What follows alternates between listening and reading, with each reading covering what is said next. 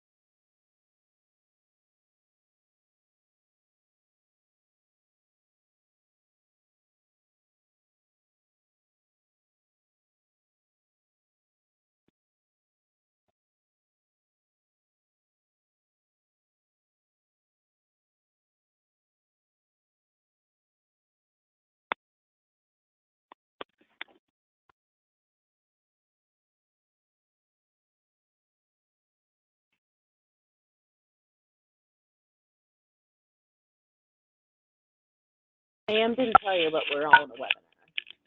JM didn't tell you, but we're in a webinar.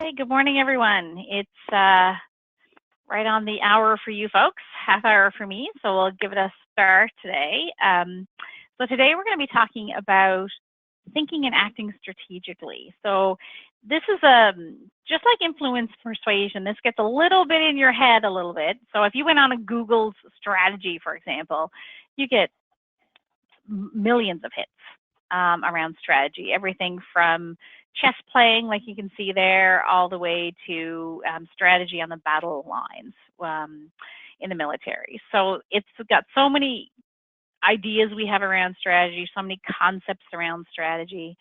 And today we're going to try to sort of start looking at that, understand how strategic you are, your team is, your organization is, what maybe some things that you need to do a little more of or less of. Hopefully at the end of these two webinars, you'll start understanding what you could do more. I find when I'm working with clients, strategy often gets put to the wayside because we get so caught up in something that's actually in front of us. The one thing that's in front of us, we don't actually spend the time to think. Or we love to think and we don't actually spend that time. So, all right, so we're going to get going. And just a reminder for everyone to either mute or *6, just for the background noise would be excellent, and especially if you're chatting, that would be even better. So we're just going to start looking at what is strategy. How significant is strategy? Does it really make a difference? Does it make a difference in your specific role for your company, and also in your career? How are you viewed, whether you are or are not strategic? We're going to also look at strategic thinking and acting. So we're going to do more around the acting, and someone's not on mute there. If you could mute it up, I can hear some activity there. It'd be great. So strategic thinking, we're going to get more into today. Next session, we're going to talk more around strategic acting. One of the key things I find is everyone understands the concept and the reason why this is important, but we also don't do it enough. So even when we're natural strategic thinkers, we don't actually do it as much as we should. And then how strategic relationships play into this. So it's fine and dandy to feel you're strategic and you may be acting strategically, but how do you use strategic relationships? And we touched on that a little bit last time, and we're going to revisit that again. That'll be in the second session of the month. So I want to look at you guys. So some of you are in groups and some of you are on your own, but I'd like you to start thinking about it in terms of what you do, okay? So I want you to write down the word strategy and circle it. So just take a piece of paper, write it down. I do these sorts of things all the time, so it might sound familiar if I did it for another one. So write it down, strategy and circle it. Then I want you to take a minute, and I will give you close to a minute, or 30 seconds for sure. Write down all the words that you think of when you think of strategy outside that circle. So what are some things that are important for strategy? What are the things that you get from strategy? Or what do you do strategically?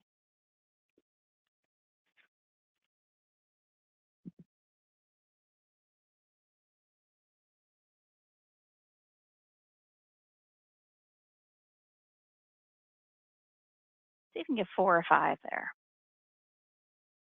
or more.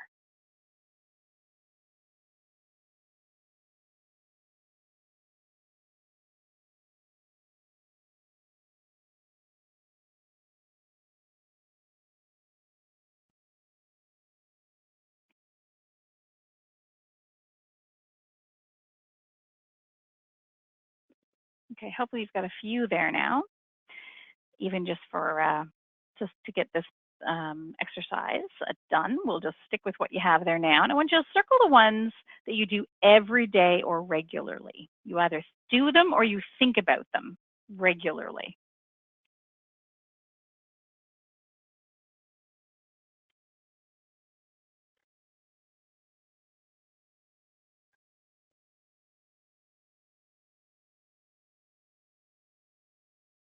All right, so of those remaining, how important are they in your current role? So think about this now. Look at the ones that you haven't circled. So how are they important for your current role, for your team, for other roles if you want to grow in the organization or try something different in your organization, or for your clients? So how important are they? So just think about that.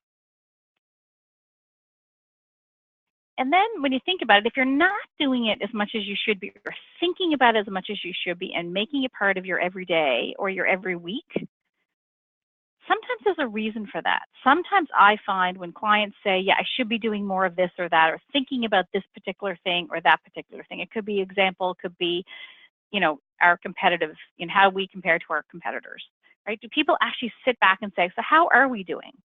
Have we lost some business? Did we lose a big client? Sometimes if you lose a big client, there's a regroup, right? It's like that, oh my God, what happened? What do we need to actually change? And then you take that time. But how do you be proactive and actually think about this stuff on a regular basis?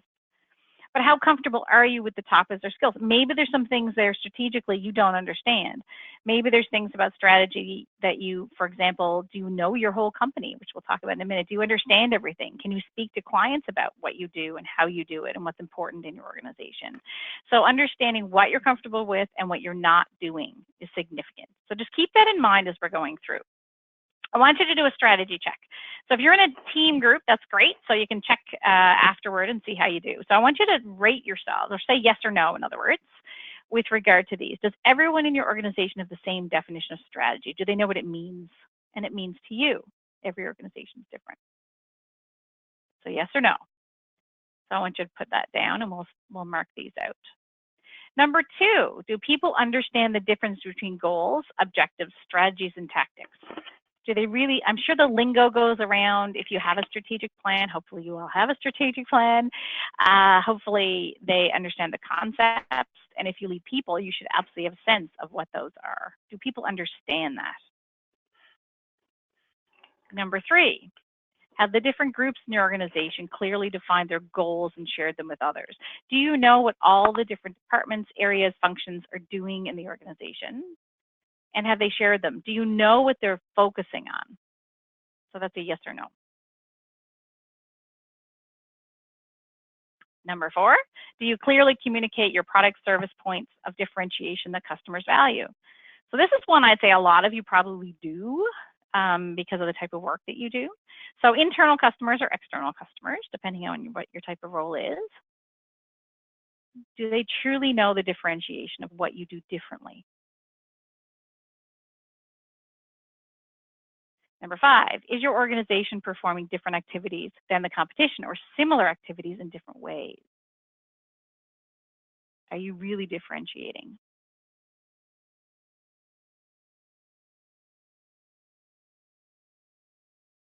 Okay, number 6, is your team using practical tools to identify and prioritize new opportunities to grow the business?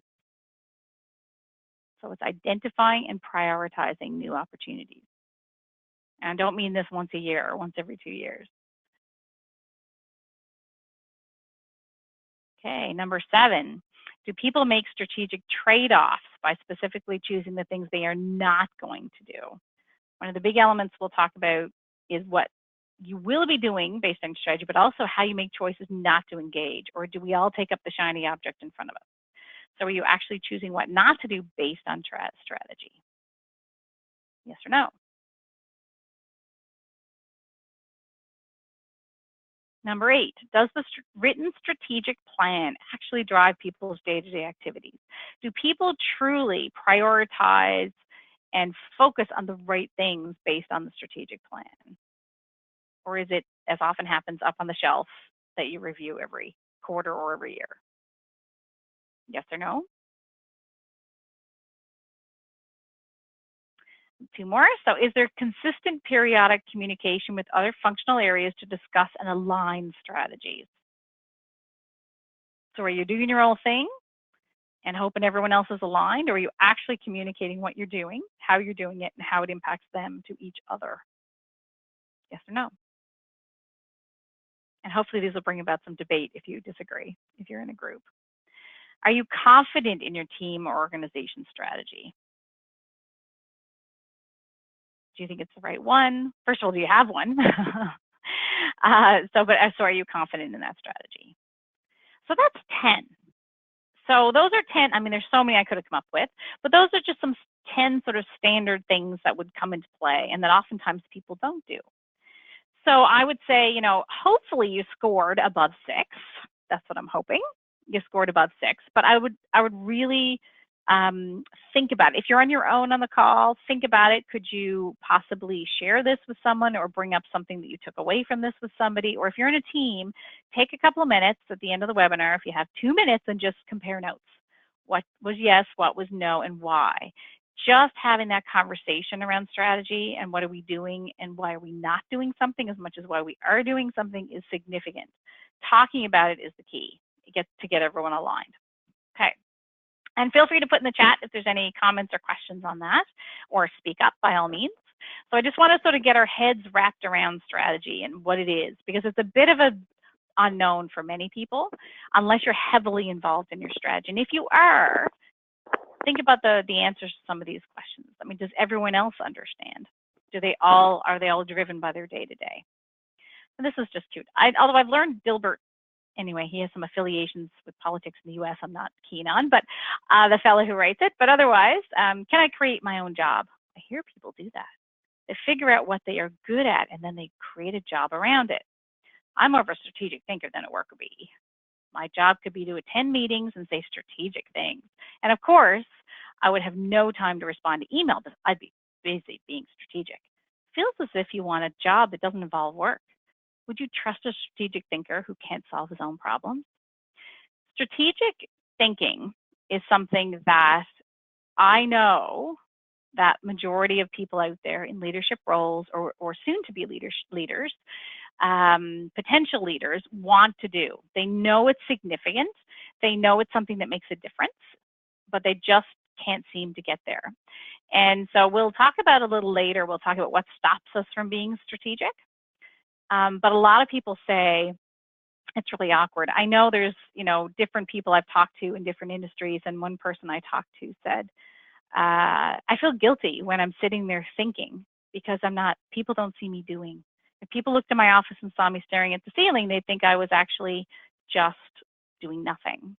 So sometimes we don't put enough emphasis on strategic thinking, and we'll talk about acting as well. But how do you do that? How is it possible that something so important, which we'll talk about now, how important it is not getting the time, right? Because we get all these other things getting in the way. So how significant is it? So I work with Management Research Group, and I use assessments of theirs and things. They're a group in the US, and they work in, I think they do assessment work and research in about 130 different countries. So they did work around, looking at all the hundreds of thousands, and this one I think is 60,000. If you actually look at all the data out there in 360s, so 360s meaning when people get a review done on themselves, so an assessment done, whereby everyone around me, so my boss, my peers, potentially clients, how do they view me?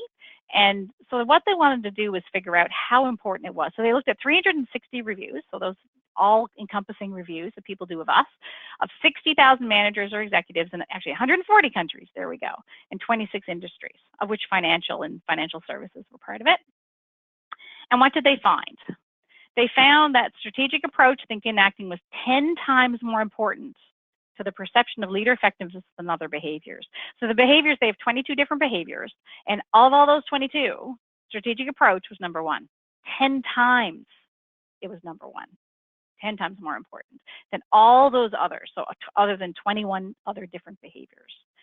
It was 2 times more important than communication, which was rated number 2.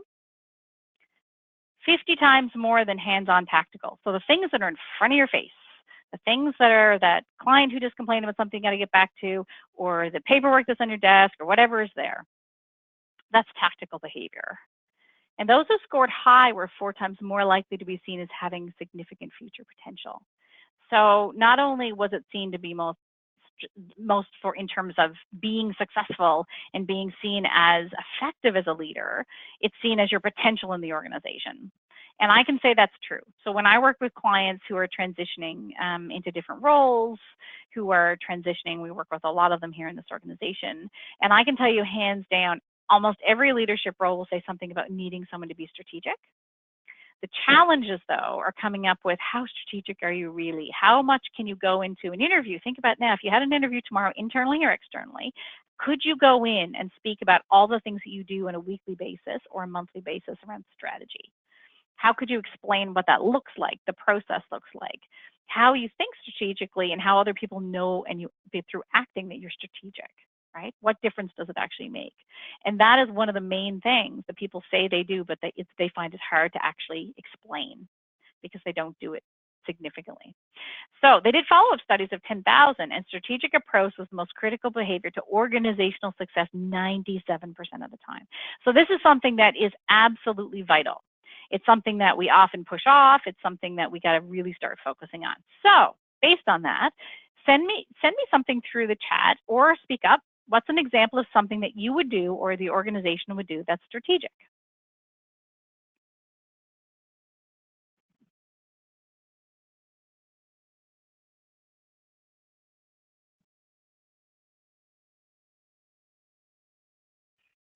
Could be an activity, a thought.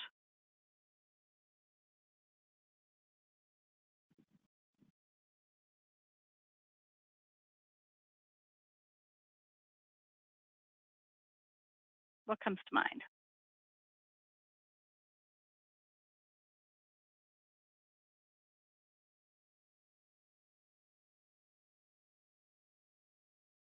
I can't see anything in the chat yet, so hopefully, I know I had chat problems last time, so somebody let me know if you sent something in. Just unmute it so I can hear you. Or somebody sent me something that's strategic. Organizing. It absolutely can be. Organizing your thoughts. Thanks, Athena. Organizing thoughts. It could be organizing, setting goals. Absolutely. Oh my gosh, expansion, acquisition. That's like the epitome of strategy and the result of strategy and strategic thinking and planning. So setting goals, absolutely. It takes us out of our day. It takes us into the, okay, so what do we actually want to accomplish? And I'd say setting goals is probably one of the most common things that you guys see sort of private industry, and I know the insurance industry, and it's something that, yeah, so what are your targets? What do they look like? Why do they have to look like that? What could affect your targets, right? So what's going on out there? Have you got a new competitor? Have you got a new product or service that you're going to put out there that could actually elevate that? So having those conversations around it are critical. And sadly, we often do them only once a year. So what about something that is, oops, sorry, there we go, that's tactical? So what would be something that you would do every day that would be really tactical, in the weeds, in front of your face?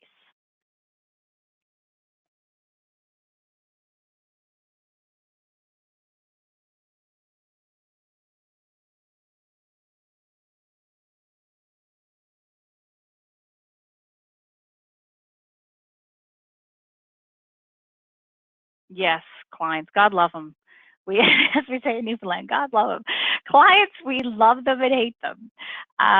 And when you think about tactical, you know, client inquiry could lead to something bigger and longer term. But at the end of the day, you're going to get them. You're going to get them all day, not all day, but every day you're going to get them. And you all know that one client that drives you crazy, right? That probably takes up a significant period of your time. And I will say, because time is one of the biggest enemies of thinking and acting strategically, to really look at from a time management perspective, right? Go back and think about, you know, the session you've been through on time management and what you can actually do to make some time. Because if you don't make time, I can almost guarantee you this is not gonna, you're not gonna be successful. And which one you prefer. Now, there's really no good or bad here. When you look at the assessments that I use for leadership effectiveness, of which most of the times is a 360, where other people fill it in on your behalf to give you feedback. Strategic is never, it's always something that is significant. Everyone has a preference. There are some people that come out more tactical and some people that come out more strategic, and there's some people that can do both, but everyone has a preference. Do you want to, and I honestly, you can probably guess, I love to live in the clouds and be strategic and think of opportunities and understand the environment and all that stuff. Not everybody is. So it's one of those things you think, which one do I prefer? Because that's actually going to help or hinder your ability to be strategic. So I'd love to be strategic all day long, and I have trouble being tactical, which is why I can, but I actually have other people around me that are really good that can help me out. So when you do the other one, how does it feel, right? Think about that. So if you're a person that loves to just get your paperwork done and get those responses done, and you walk away and you're thinking, that's a good job. I did that. I got everything off my desk today. Some of us, though, that's not enough. You like to think about, yeah, what about that new client I met? Now, how could I work that? How can I meet them? Or what could that bring me? Or who can actually connect me to them? And what long-term, boy, I think I read about them, and I read about their growing, and how could that affect us? And all of those little things that could go through your head. Is that normal for you? Is that something that makes you tick, right? As a leader, everyone's expected to do both to some extent, depending on how high you are in the organization. So as you grow in an organization, if you love doing that tactical and have your hands in it all, then it gets harder as you go up. Because as you go up, there's a more expectation that you're going to be more strategic. Your day will look more strategic than someone who's front lines, and increase as you go up. Okay, so just recognize it's no big deal. Everyone can do both to some extent, but you really got to think about which is your happy space. So if you think about looking at it from a broader perspective and making connections, tell me what you see in this picture. First thing that comes to mind when you look at this picture. What do you notice?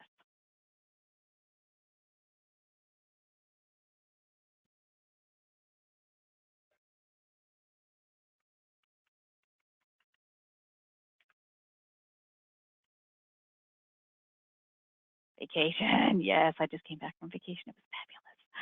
Yeah, it's very relaxing. So we could be, and I was actually on a beach that looked like that not too long ago. It was heavenly. If I actually just saw that catamaran, right? I could zone in that catamaran, and I could say, I see a sail. It's multicolored. I see a mast. I think I see I see the keeler. I'm not sure what you call the other. I'm a sailor, but I don't know catamarans. I can see the rudder. I can kind of see other things, and I see someone in the water, right? But how often do we actually take a step back? So if you think about it, how actually do you zoom out? So if we zoom out from this photo, what could you see? So this could be one photo that makes up a bigger picture. So if you think about that catamaran, what do you actually see, right? Is there more to it? Is there more tied into it? How often do we zoom out of our desks and our message pad of the people that we got to call back, or our to-do notes or our emails? How often do we step back and actually zoom out and see, what does this really mean? What are the connections? How does this apply to me? Do I need to spend time on whatever is in front of me? Is this important?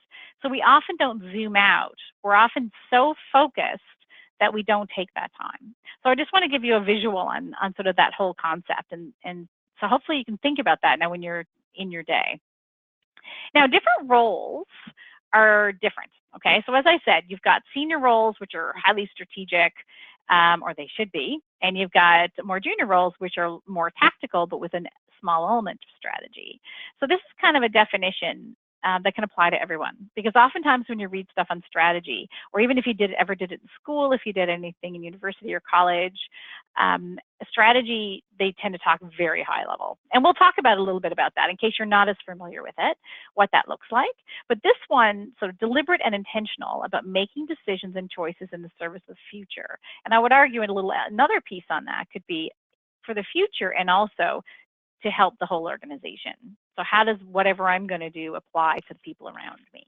Okay, so you're looking longer term, you're looking broader, and you're looking longer term. It's more that perspective. So anyone can have a client in front of them or a client on the phone and have a choice, right? Being intentional around, oh, I know I really want to respond this way to this client, but hey, they might be a longer term client. It might affect somebody. I really need to respond this way. So making actions every day based on what they need to do for the organization to move forward.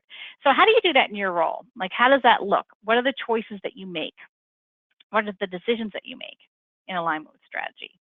Now, I've got a little guy in the corner, and you'll see him down there. I put him on a few of the slides because one of the biggest things I've noticed in doing all the 360s I've done with hundreds of them with professionals is that oftentimes I see people thinking strategically, but not acting strategically, not communicating strategically. And we'll talk more about that next time. But it's really around, yeah, you can think this way, but do you actually tell people? I've had some organization, or there's one client not too long ago who he was actually rated quite low in strategy, but his direct reports, so the executive team didn't think he was very strategic. But the direct reports, people that reported to him, thought he was very strategic, which is really eye-opening for the actual leader, but also his bosses, because all of a sudden the bosses are like, hold on now, we didn't think you were strategic. We thought you were in the weeds all the time, and you weren't as strategic as we want you to be, because it was pretty senior, but your direct reports say you are. So you're actually working with them and talking strategy, but you're not telling us about it. So really understanding around why thinking it, but also acting it and speaking in a strategic way is really significant. So you'll see that on a few of these slides. So excellent leadership requires leaders at all levels to understand the actual business of the organization. So not to get into all my client stuff, but it's one client who was having trouble elevating to the next level in this global company. And he wanted some help. So I was coaching him, and we were trying to figure out what the problem was. And the problem ended up being was he wasn't seen strategically. And then we had to figure out what that meant. So he did some investigation. When he came back and we chatted again, it was really around the feedback he got was, you're not connecting the dots. You have your own little function in this organization, and you do it significantly well. But if you want to get to a vice president level, you darn well have to know the business, right? Understand the business, how it runs. So when they'd ask him questions about how whatever he was doing was affecting the other departments, so there were like 9 of them, other departments, he couldn't tell them, right? He couldn't give them a reasonable reason because he didn't even know the business well enough, because it was a pretty big, complicated business, but he didn't take the time to do it. So how in the world can he make the right decisions if he doesn't know how it's going to affect the rest of the business? Okay, so a strategic approach, thinking broadly, using objective thinking and planning, identifying the impact of decisions on various parts of the team, department, and organization. So you understand the business and you understand how it impacts. You have to think strategically in how they serve clients, design your products, and deliver services. So how it impacts what you do and why you do it. Now, I'd say you probably do that a little bit better in your industry than most. Some people don't do that very well at all. So leaders allocate resources to both present and future value-producing activities. We get so caught up in month end, quarter end, Do we ever really think beyond that? Do we get, and I've worked in your industry, I've worked in multiple different types of industries, and I can tell you that's something I see all the time. It's all about what are the next numbers. It's sometimes even worse if you're publicly traded, because people are really, what's that stock value? What's it today? What's it at the end of the month? It can be very stressful because of what that does is it pulls you down from that broad view of the earth down to the catamaran. And all you're thinking about is what's going to happen next. And that's natural because let me guess, you're probably bonused that way. You're probably, your organization, you're probably getting your reviews that way and you're probably valued that way. But how do you actually do both? You look at the present, but you also look at the future. And how do you actually think about it in terms of your planning? So when you actually think about being strategic, there's a couple things you really need to think about. So do you reflect? So do you reflect on relationships, on trends, how things went, maybe in a meeting or in some sort of event or activity that you did, and how are those aligned to the long-term goals? So yeah, but that was successful, so what does it mean? Or, you know, we had that great connection, we've been trying to get this client forever, and we had that meeting, what does it mean? So how's that gonna impact the next time we meet with them? How's it gonna impact down the road? So how do you actually take a minute and just reflect? Take that time, and then understand once you've reflected and thought about it, what are the connections, right? How does it impact stakeholders? How does it impact clients? How does it impact your team? So what are those connections? And then based on that, you make choices. Like this is a very simple model, but it gives you an idea of some basic things. And I often find the reflection is the one that people do the least. So in making choices, as I said before, it's also around what you do, but what you don't do. So many times we see opportunities. Think about that one client as an example that I call the shiny object, right? The shiny client. You see this new shiny client and you actually think about, do they fit your model of what you need your client to be? You know, the worst thing that happens, I find, I had a group of contractors a little while ago and we talked about this too, is, you know, that one client that takes up all your time, right? Were they really a fit? Did they actually reflect what you want a client to be, right? The type of clients you want to work with. So did you actually think about it? Did you connect to that? And did you make a choice? And sometimes it's just so easy to make the choice of, oh, but I just need that revenue for this month, or I just need this, or I just need that. It's tough to fire a client, and that client may take up all your time. So just a little example of things I've seen that you may connect with.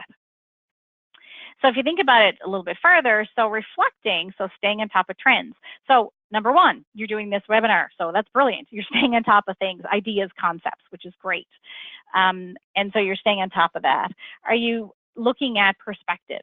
So it's so easy to have perspectives that are very similar to our own.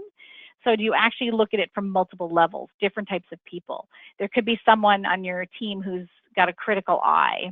You know, maybe just listening to that and reflecting on that.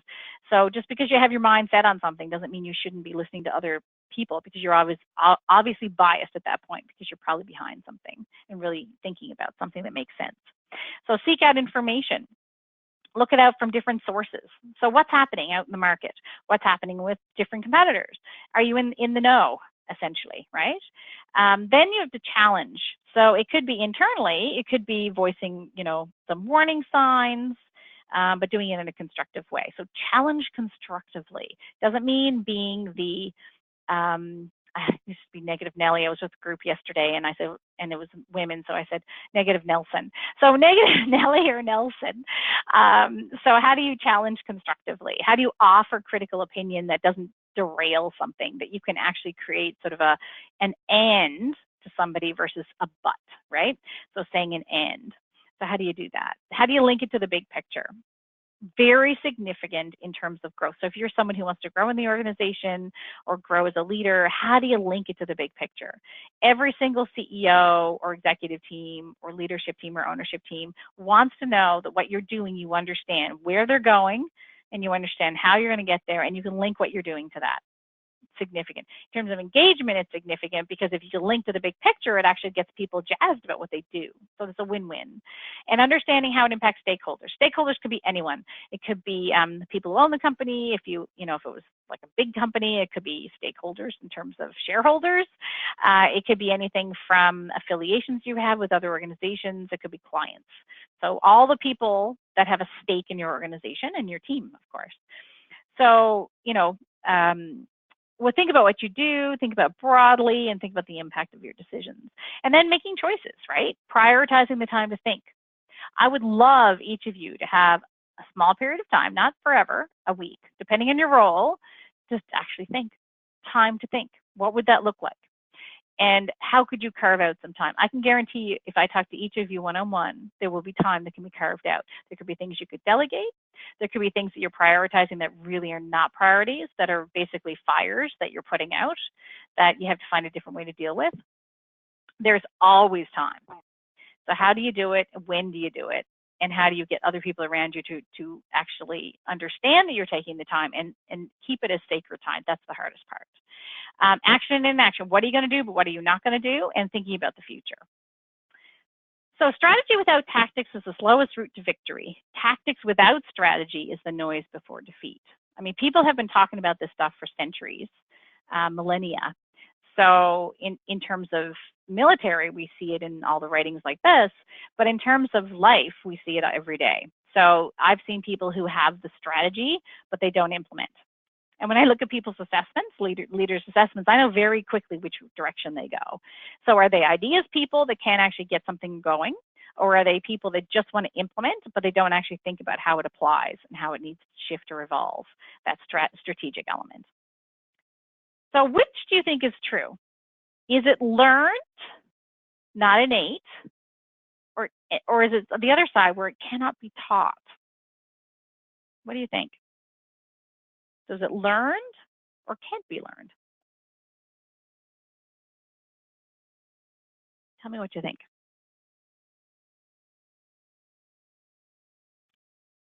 Learned. So the interesting thing is here, I'll give you a couple of little sort of yes and no. It absolutely can be learned. If you are someone who's strategic and you naturally think about strategy, it is easier for you. Think about it now, learning to think differently is tougher. Absolutely can be done. I work with clients every day that do that. And I know lots of people every day that do that and make an effort to do that. It's something that is challenging, but absolutely can be learned. But you have to understand it's one of those things where you're going to think differently, do your day differently, prioritize things differently, talk to people differently. It takes time and effort, a real commitment to make that happen. So if you're going to do it and you want to be more strategic, there's an investment, okay, that you have to really hold true to. This is so easy to think it, do it for 2 weeks, and then it just falls by the wayside as you get back to your comfortable patterns. So absolutely, it can be taught. All right, so strategic thinkers see questions. This is a little bit of a brain tease. Strategic thinkers see questions before answers. Non-strategic thinkers see answers before they know the right questions. Let that sink in for a second. Can anyone, is there any comment on that or anything? And if you're not, that's fine. I'll just leave it with you for a second. So strategic thinkers see questions before answers. Non-strategic thinkers see answers before they know the right questions. So what do you think that means?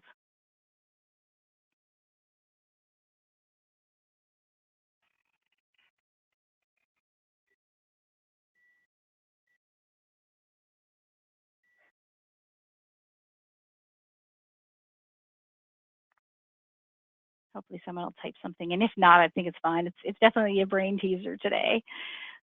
So I'll sort of make a few comments, but please feel free. Oh yeah, the root of the problem. Excellent. Yeah, love it. Thanks, Jean-Marc. That's great. Yeah, like what's actually going on? Are you thinking beyond what's in front of you?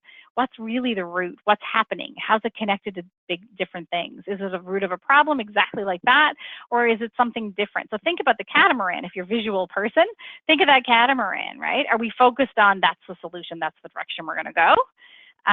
Or are we actually gonna question it, think about it, understand our environment, and have essentially see the questions around it. Does it make sense? How does it align? How does it fit with our competition? It really becomes just questions that you have to answer and dig through before you can actually come up with the answer. So sorry, thanks for that. I appreciate you coming up with that. So strategic thinking, strategic planning. So next month, we're going to do role of a leader, and I have a little piece in there I sort of tease people on around strategic planning, because strategic planning is actually a process.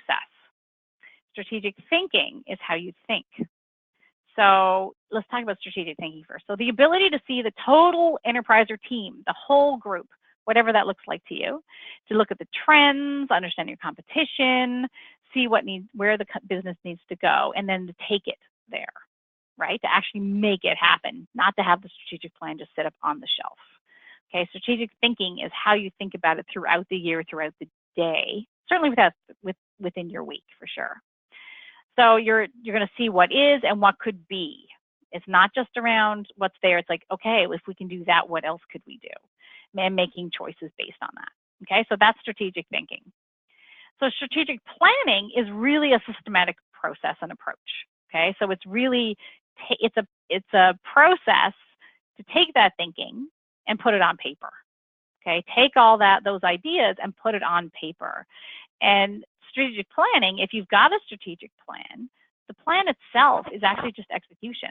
It's actually more management than leadership. It's not a visionary piece. You've got your vision. You've got your mission. I'll show it to you in a minute if people are unfamiliar. For those of you that don't see this, so it really looks at who you are, right? Who you are as an organization. What are our strengths? Where are our gaps?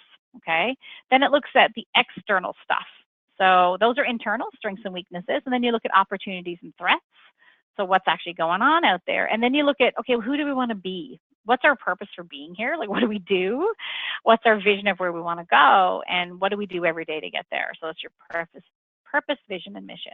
So when you look at that, the perfect fit is looking at your opportunities, the unique fit of, okay, looking at how do we capitalize on our strengths and sort of mitigate or, minimize the risks of the weaknesses, and how do we make sure it aligns to where we want to go? That's the sweet spot. It sounds all conceptual and everything, but there is a process to get there. So in terms of a strategic plan itself, we look at, it gives you a plan. So what's the plan? What's the execution? What are the actual deliverables for that year? It's different levels. So if the executive team or the ownership or whoever it is says, okay, here's what we need to do, then the next level knows, okay, based on what they need to do, here's what we need to do. So it rolls down through the organization so that everyone knows exactly what they need to do to help that be successful and make choices, right? Make wise choices. So when you pick, say you did your strategic plan in January, something could happen in March, right? So make wise choices. You could have something come up as an option. And I've had so many times I've been with teams and I've said, okay, so how does it align with your actual strategy of what you want to be in the next 3 years? The vision of where you want to be down the road. How does that align to that? And they'll be like, yeah, actually, it doesn't really. And sometimes it's hard to let that go. Or it's absolutely it does. And based on that, we got to change. We got to change our plan. So it's not stagnant. It's a fluid piece. It's something that changes throughout. And it has to be done at the senior levels. If theoretically you're not at that senior level, you could actually come up with a plan. Even if you get enough information from the people that you report to, you could come up with a plan and just run it past them and say, I think this is where you're going and I think this is what we need to do. So based on that, here's a plan that we've executed in our team and we want to see if that makes sense. So it has to be a fluid piece. So in terms of, there we go. It's strategic planning itself. Again, if you've been involved with it, this is all just refresh and reminding. Strategic planning starts out with looking at different environments. Okay, so you look at the external environment, what's actually happening, what's going on in the market, what's the economy like, are there any regulatory changes, who's in the competition, what have they got out in the market, what's happened with our clients, right? What are they looking like? Like, is it personal clients? I know here we had a 15% surcharge or tax or whatever put on, and that dramatically impacted. I'm sure I can't even imagine here how that impacted in terms of clients. So all those things happen. And so what does it look like? What does it mean? Does it matter? Doesn't matter at all, right? That external scan. And then you look inside the organization. So then you say, okay, well, what do we have? What are our products and services? How's everybody aligned? What are the strengths? What are the weaknesses, right? What comes out of that? And our opportunities are on the environment side. So you have to know how the business all fits together to know how that's going to work. Then you have to think about, okay, so based on that, we've got our vision of where we want to go. We've got our mission, which is exactly how we're going to get there in terms of how we live and breathe every day. We've got our strategy, which plays exactly, that's your strategic plan. Here's our 3 or 4 imperatives for this year. over the next 3 years, here's what we want to accomplish. So those are your high-level imperatives. What are the specific goals, right? What does your team actually need to have happen? And what is it that you have to do to make that happen? So if I have a goal to maybe put a program together for a certain industry, say you had a real estate program or something for real estate agents, or say you had whatever type of plan or program it could be, if that's for the year, then what are the steps? How do you move that back to say, okay, we want to have that done in 12 months. What do we need to do in the next month? What do we need to do in the next 3 months, 6 months, et cetera, to be successful? So that's kind of how it looks, if it helps at all visually to see that. So in terms of one thing I want to make a comment on, and a lot of people who've done SWOT, okay, they call it SWOT, so strengths and weaknesses, and then opportunities and threats. Opportunities and threats can be kind of confusing, because I've seen lots of organizations, when I do this type of work with them, will see threats as something that cannot change, okay? So threats, so something that's happening out there, and what do you actually do about it, okay? So I want to just have a look here, and I'm going to read out one organization, Kodak. I think most people know Kodak. Now, if you're really young, you may not know Kodak. I don't know if Kodak really does too much anymore. But if you think about Kodak from a camera perspective, so Kodak actually missed out on a lot. So Steve Sasson, who was a Kodak engineer, he invented the first digital camera in 1975. So, and I'm just going to read something to you. So it characterized the initial corporate response to his invention this way. This is what they said. But it was filmless photography. So management reaction was, that's cute, but don't tell anyone about it. So this came out actually in the New York Times.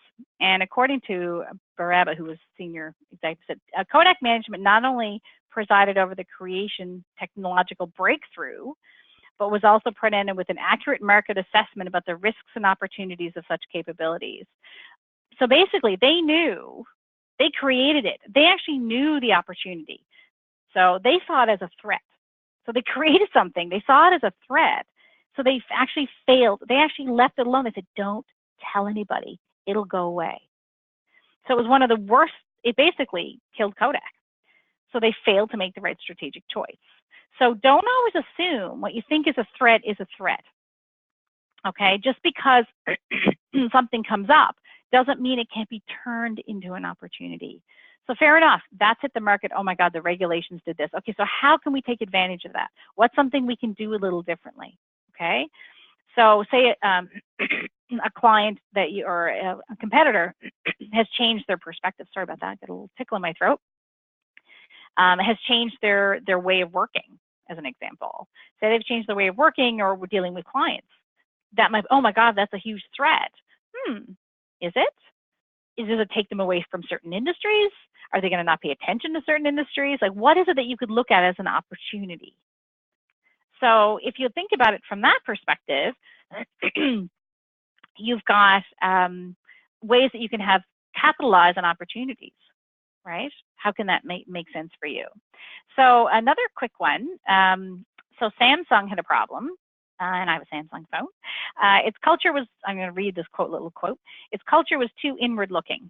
Then the chairman of Samsung at the time, this is in 1993, sent a handful in 93 of its brightest employees to faraway corners of the globe, not to work, but to actually immerse themselves in the culture, learn the language, and build networks so that someday Samsung would be profitable. And what they learned was that by people understanding the culture, they understood what they wanted. They changed and they actually flipped it. So Samsung all of a sudden came from a non-player to one of the top people. They actually did that, and they actually have people still embedded around the world. So it's really amazing how back in 93, that could actually make a difference, right? So something that could be so negative. So just I wanted to throw that in there and see. So if you guys are doing this exercise as a group, as a team down the road, how can you look at your opportunities and your threats? Your opportunities can also become threats if you don't take advantage of them. If you have an opportunity and you decide not to take advantage of it, then you have to really think about, okay, how can that be a threat? How could that come back to bite us? Okay, so you could be very specific around that. All right, so that's sort of the same idea. So opportunities and threats, sort of start with those first. because what happens when we talked before, sometimes you can actually just see the catamaran, right? Here's our catamaran. What's the strength of our catamaran? What's the weakness of our catamaran? Whereas if you start looking outside, what's going on in the world, with the economy, your competitors, with your clients, whatever it is, first, just a little tweak if you guys do this work, or if you haven't, this is the way to start. Opportunities and threats first, and then based on all that, then you look at your strengths and weaknesses potentially a new way. Maybe a weakness could be a strength if you've looked at your external environment first, right? So absolutely have a look at that maybe a different way. So it doesn't sound as pretty as SWOT, but OTSW, but just sort of a conceptual piece. All right, so another quick one I had just for fun. So the Wii. I don't know if you guys had the Wii. We had a Wii. Actually, we still have a Wii. So the Wii actually was something that was capitalized on by going through strategic planning, okay? So they looked at their environment and they looked at things that were going on in that world back in 2001, I think it was. So they had a thing called, some of us can remember, if you're old enough, so there was what they called nesting, which was the phenomenon of people had nicer chairs, the bigger TVs and couches. They were staying at home more. So they weren't going out to movies as much, they weren't going out to bars or restaurants as much. They were kind of just staying home as the technology was getting better.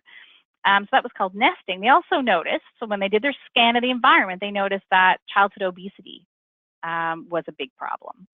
And, you know, they were saying that that was the first generation that kids actually were going to be unhealthier than their parents if it stayed the same. And then they looked at technology and they thought, what's going on in technology? And they noticed that, you know, the joysticks we had years ago, they were going to actually gyroscope. So a whole different technology was invented. So based on that, they put it all together and said, okay, people are home more, kids aren't getting exercise, and technology is better. So all of a sudden, they made that into the Wii. And the Wii was actually one of their biggest success stories of all time. The margins were better. It didn't actually use top technology like their other products. It's actually a pretty basic technology. It was actually a way for people to exercise. It was easy to sell. And it actually, you can all remember from years ago when that got launched, it just took off. Most people had them, right? So White Stripes, very fast for time, but White Stripes, they basically put people together on their team. So they were doing their planning and they had people from the teeth area, the bleach area, and the adhesive area. I know it sounds kind of silly, but that's different departments that they had in different areas of expertise. And they saw the rise of vanity, God help us all, vanity, reality shows, focus on appearance, and all of a sudden, so came White Strips, okay, which many of us have used. So just some ideas. So how are we doing? Oh, we're a little over time there. So that's next time we're going to actually talk about strategic thinking. So we got hopefully your head wrapped around strategic in terms of what it means, what it could be, and maybe what you need to do more of or less of, which would be great. And if you could put something in the chat, that would be wonderful. And then we're going to get into the components of strategic thinking. We'll start out with next time. And then we're going to segue very quickly into acting, what stops us, and a little bit at the end, which we chatted about before, but just tying it into strategic relationships. So hopefully that was helpful. I talked a lot. Hopefully we'll have a little more activity as well next time. But if you could put something you learned or your takeaways in the chat for me, that would be great. And we'll see you next time for the second round on this. And then next month we'll be doing Role of the Leader. All right. Thanks so much, everyone. I'll stay on the call if there's any questions.